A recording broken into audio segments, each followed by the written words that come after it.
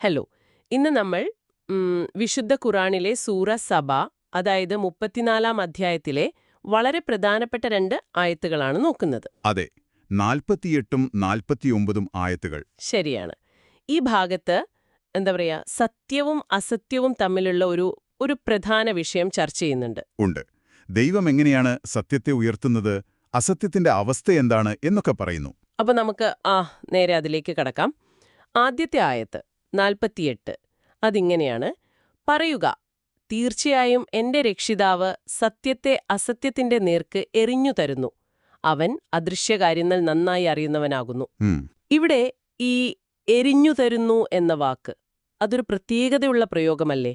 വെറുതെ സ്ഥാപിക്കുന്നു എന്നല്ലല്ലോ. തീർച്ചയായും. യക്വദിഫു എന്ന അറബി വാക്കാണ്. അതിന്റെ അർത്ഥം തന്നെ ശക്തിയായി എറിയുക അല്ലെങ്കിൽ പ്രക്ഷേപിക്ക എന്നൊക്കെയാണ്. ഓഹോ. അതെ. അപ്പോൾ സത്യം വെറുമൊരു ആശയം മാത്രമല്ല, ദൈവം അതിനെ ഒരു ശക്തിയായി ഉപയോഗിക്കുന്നു അസത്യത്തിനെതിരെ. ഒരു സജീവമായ ഇടപെടൽ. അതെ. അതോടൊപ്പം തന്നെ അവൻ അദൃശ്യകാര്യങ്ങൾ നന്നായി അറിയുന്നവനാകുന്നു എന്ന് ചേർത്ത് പറയുന്നു. അതായത് അല്ലാമുൽ ഹുയൂബ്. ഇതിന്റെ അർത്ഥം ഈ പോരാട്ടത്തിന്റെ അവസാനം എന്തായിരിക്കും എന്ന് ദൈവത്തിന് കൃത്യമായി അറിയാം. അതുകൊണ്ട് സത്യം ജയിക്കും എന്നൊരു ഉറപ്പാണത്. ശരിയാണ്. അപ്പൊ സത്യത്തിനൊരു ദൈവികമായ പിൻബലമുണ്ട്, അതും വളരെ ആക്റ്റീവായിട്ടുള്ള ഒന്ന്. അതെ. അപ്പോ അടുത്ത ആയത്ത് 49, അതിനോട് എങ്ങനെയാണ് ചേരുന്നത്? അത് പറയുന്നത്, പറയുക, സത്യം വന്നെത്തിയിരിക്കുന്നു, അസത്യം ഇനി യാതൊന്നും ആരംഭിക്കുകയുമില്ല, ആവർത്തിക്കുകയുമില്ല. ഇത് ആദ്യത്തെ ആയത്തിന്റെ ഒരു ഫലം പോലെയാണ്. അതെയോ? ദൈവൻ സത്യത്തെ എറിഞ്ഞുകഴിഞ്ഞാൽ, അതായത് ജാ അൽ ഹഖ്, സത്യം വന്ന് സ്ഥാപിക്കപ്പെട്ടാൽ പിന്നെ അസത്യത്തിന് നിലനിൽപ്പില്ലാതാവും. അതിന് പുതിയതായിട്ടൊന്നും തുടങ്ങാൻ പറ്റില്ല. തുടങ്ങാൻ പറ്റില്ല. അതുപോലെ പഴയതൊന്നും പുനഃസ്ഥാപിക്കാനും കഴിയില്ല. ഒമാ യുഈദ്. ഓക്കെ. അപ്പോ രണ്ടും പറ്റില്ല, പുതിയതും തുടങ്ങൂല്ല, പഴയത് തിരിച്ചു വരൂയില്ല. അതെ. ഇതിൽ നിന്ന് മനസ്സിലാക്കേണ്ട ഒരു കാര്യം, ഈ ആയത്തുകളുടെ ഒരു കാഴ്ചപ്പാടിൽ അസത്യത്തിന് സ്വന്തമായിട്ടൊരു ക്രിയേറ്റീവ് പവറില്ല. അതിന് നിലനിൽക്കാൻ ഒരു ആന്തരിക ശക്തിയുമില്ല. അതായത് സത്യമില്ലാത്തതുകൊണ്ട് മാത്രം നിലനിൽക്കുന്ന ഒന്നാണോ അത്? ശരിയാണ്. സത്യത്തിന്റെ അഭാവത്തിൽ മാത്രം ഒരു നിഴലുപോലെ. അപ്പോ ഈ സത്യം എന്നത് വളരെ സജീവവും നിലനിൽക്കുന്ന ഒന്നുമാണ്. പക്ഷെ അസത്യം, അത് അടിസ്ഥാനപരമായി ഒന്നുമില്ലായ്മയാണോ? ഒരു നന്മയും ഉണ്ടാക്കാൻ പറ്റാത്ത ഒന്നാണോ? ഈ ആയത്തുകൾ അവതരിപ്പിക്കുന്നത് അങ്ങനെയാണ്. ഇതൊരു അടിസ്ഥാന യാഥാർത്ഥ്യമാണ്. ഒരു ഉദാഹരണം പറഞ്ഞാൽ, സത്യം പ്രകാശമാണെങ്കിൽ അസത്യം ഇരുട്ടാണ്. പ്രകാശം വരുമ്പോ ഇരുട്ട് താനേ പോകില്ലേ? ശരിയാണ്. ഇരുട്ടിനെ സ്വന്തമായി നിൽക്കാൻ പറ്റില്ല. അതുതന്നെ.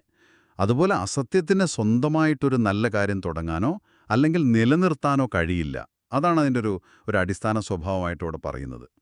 അപ്പോൾ ലോകത്ത് നമ്മൾ കാണുന്ന തിന്മകളോ അല്ലെങ്കിൽ അസത്യമെന്ന് തോന്നുന്ന കാര്യങ്ങളോ, അവയൊക്കെ അതെ, അവയ്ക്ക് ഒരുപക്ഷെ താൽക്കാലികമായ ഒരു വിജയം പോലെ തോന്നിയേക്കാം. അതെ. പക്ഷേ ഈ ആയത്തുകളുടെ വെളിച്ചത്തില് അതിൽ നിന്നൊരു ശാശ്വതമായ യഥാർത്ഥമായ നന്മയുണ്ടാവില്ല. ഇത് വളരെ ആഴത്തിലുള്ളൊരു ചിന്തയാണ് നൽകുന്നത് കേട്ടോ. അപ്പോൾ ചുരുക്കി പറഞ്ഞാൽ, ഈ 2 ആയത്തുകൾ നമ്മളോട് പറയുന്നത് സത്യം എന്നത് ദൈവത്താൽ പിന്തുണയ്ക്കപ്പെടുന്നതും വളരെ ആക്റ്റീവും എന്നെന്നും നിലനിൽക്കുന്ന ഒന്നുമാണ്. അതെ. അതേസമയം അസത്യമോ, അത് ദുർബലമാണ്, താൽക്കാലികമാണ്, പിന്നെ അടിസ്ഥാനപരമായി ഒരു നല്ല കാര്യം ഉൽപ്പാദിപ്പിക്കാൻ ശേഷിയില്ലാത്തതുമാണ്. കൃത്യമാണ്. ആ ഒരു വേർതിരിവ് വളരെ വ്യക്തമായിട്ട് ഈ ആയത്തുകൾ കാണിച്ചു തരുന്നുണ്ട്. ഈ വേർതിരിവ് നമ്മുടെ ചിന്തകളെയും കാഴ്ചപ്പാടുകളെയും ശരിക്കും സ്വാധീനിക്കേണ്ട ഒന്നാണല്ലേ? തീർച്ചയായും. ഇവിടെ നമുക്ക് ആലോചിക്കാൻ വേറൊരു കാര്യം കൂടിയുണ്ട്. എന്താണത്? ഈ ആയത്തുകൾ പറയുന്ന പോലെ അസത്യത്തിന് പുതിയൊരു നന്മ തുടങ്ങാനോ പഴയതൊന്ന് പുനഃസ്ഥാപിക്കാനോ കഴിയില്ലെങ്കിൽ പിന്നെ എങ്ങനെയാണ് ലോകത്ത് നമ്മൾ അസത്യം എന്ന് കരുതുന്ന ചില കാര്യങ്ങൾ, ചില ആശയങ്ങൾ അല്ലെങ്കിൽ ചില പ്രവർത്തനങ്ങൾക്കൊക്കെ താൽക്കാലികമായിട്ടാണെങ്കിലും ഒരു വിജയം നേടാൻ കഴിയുന്നത്? അതൊരു നല്ല ചോദ്യമാണ്. ചിലപ്പോ ഒരു സാധ്യത അവ സത്യത്തിന്റെ തന്നെ ചില അംശങ്ങളെ തെറ്റായ രീതിയിൽ ഉപയോഗിക്കുന്നതുകൊണ്ടാവാം. അങ്ങനെ വരാം. അല്ലെങ്കിൽ അവയുടെ വിജയമെന്നത് വെറും പുറമേ കാണുന്നത് മാത്രമായിരിക്കാം.